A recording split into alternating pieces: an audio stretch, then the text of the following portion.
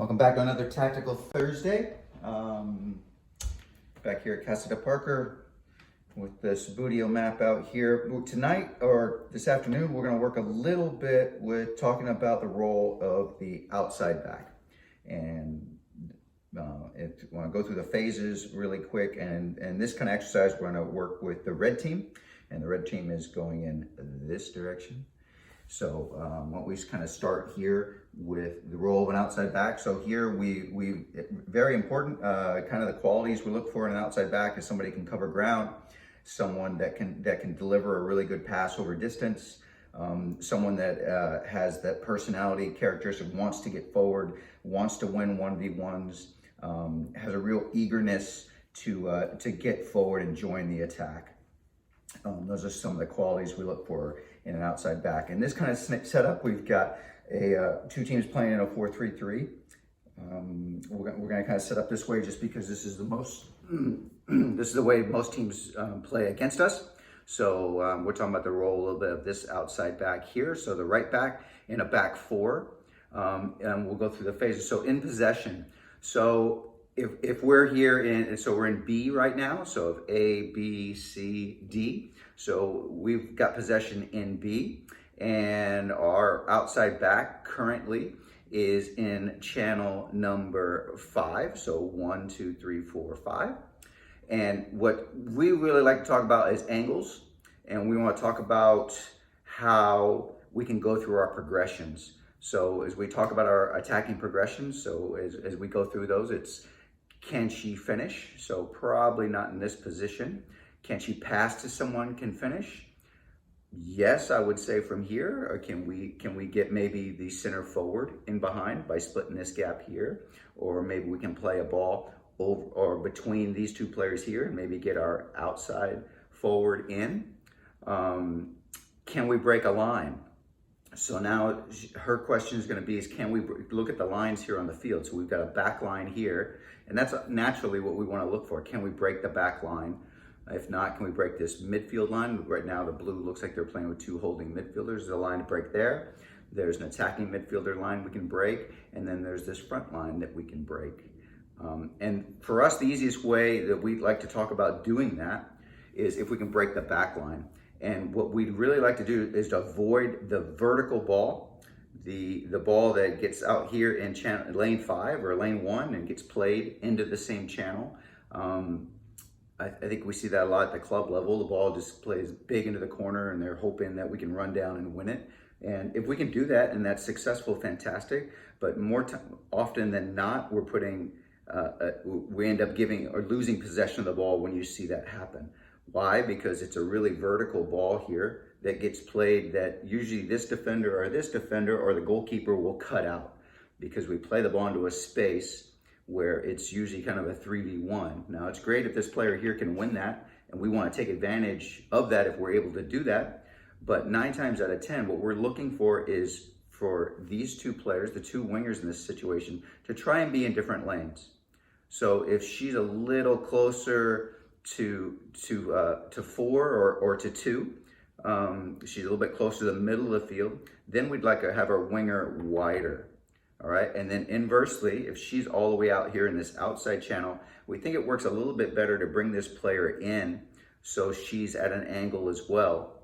Why? Because usually that'll make this player usually drive in and have to mark her and give up a little bit space in here, and maybe the player can move the player here, and we're moving her out of this channel where we can really try to exploit, maybe with our center forward getting the ball down here to the corner.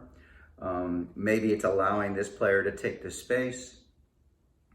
But this whole thing about these players kind of working off angles usually is a little bit more beneficial in attack.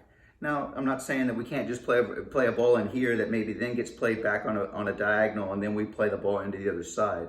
But 9 times out of 10, if you're not playing flat, directly forward balls or vertical balls or playing directly square balls, it's easier to break defending lines. So that's why we talk about that a lot.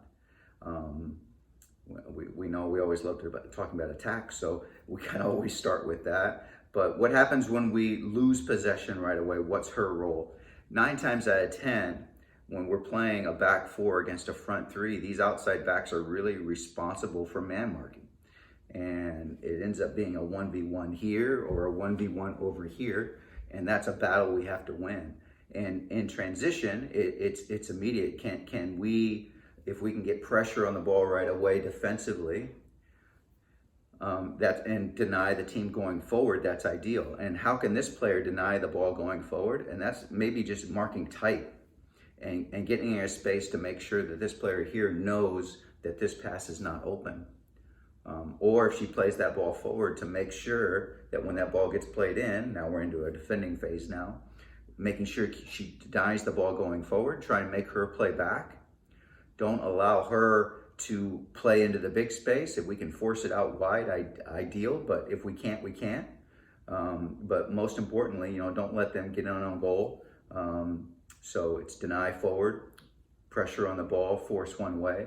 And in transition, if we can do that quickly, we can get into a green kind of phase where we're immediately getting pressure and we're marking, everybody is ended up marking the next player tight, and we're able to put pressure on them. 9 times out of 10, that's gonna usually allow us to get the ball back quicker.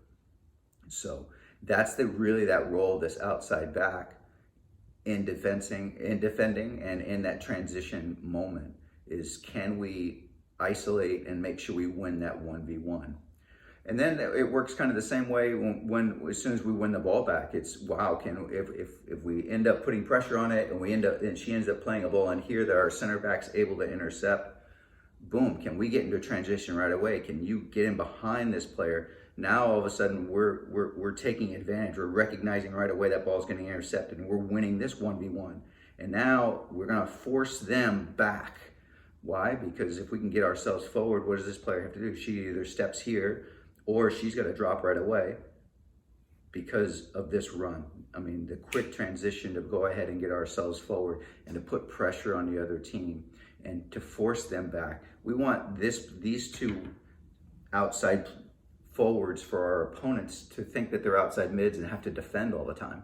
If we're able to force them to defend all the time, that's going to allow us to set our line higher and allow us to have a little bit more time here to win this 3-on-2 or 4-on-2 if you really want to call it that way. And that should allow us to have time thus the next step would be now all of a sudden we can organize our runs to try and coordinate to get in behind. Why? Because if this player pressures when we play it out here, now she's got time to get her head up. She's got time to recognize where the space is. Maybe she's creating space by moving her here, or maybe she's going ahead and just reading and drawing maybe this player a little bit tighter so she can get the ball in behind. But the whole thing is that transition right away, really important that we can win that 1v1. It sets everything up for everything else. Really important position, this outside back for us. We've also played it in a 3-back. You'll see teams right now, especially at the Premiership and some higher leagues, they'll be playing a back 3 with wing backs.